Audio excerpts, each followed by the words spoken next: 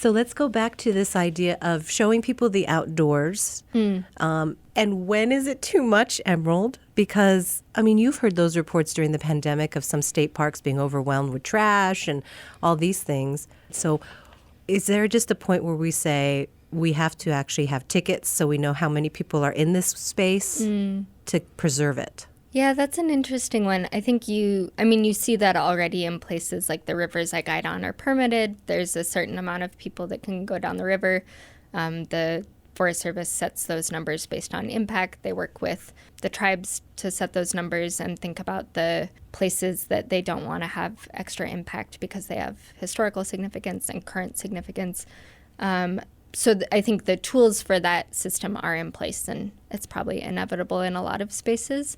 I think when this conversation comes up, I'm always really cautious about the gatekeeping implications of who accesses the outdoors and who doesn't. Ultimately, I think the answer, again, to come back to systems, is like we clearly have a demand for outdoor experiences. So system-wise, at city, state, federal, global level, it's probably a good time to prioritize continuing, not just preserving what we have, but thinking about how to grow the availability so that more people can access this without big crowds, that sort of thing.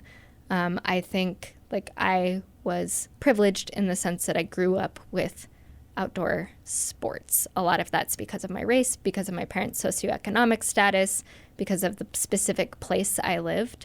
So I think that one thing you'll see pop up in outdoor culture is this idea of gapers in skiing, which is about the gap between your goggles and your helmet, making you look like you don't know what you're doing. Or you see that in kind of a looking down on beginners as they're not as cool, they don't belong here, they're the ones ruining the resource. You see this in anything like snow, especially because the idea of powder is that's a big deal. It's scarce. Only so many people can get the powder. Or you see it in fishing because there's only so many runs that you can fish. And I just really try to push back on that. And it bubbles up in myself, right? So I try and identify it in myself and identify it externally as well, because everyone has been a beginner at some point or deserves to be a beginner. And the answer is not to shame or push people out. The answer is to say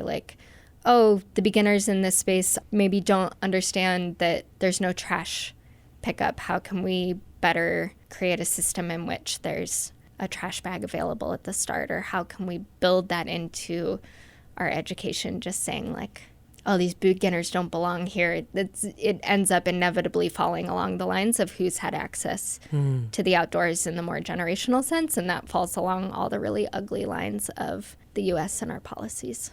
Wow.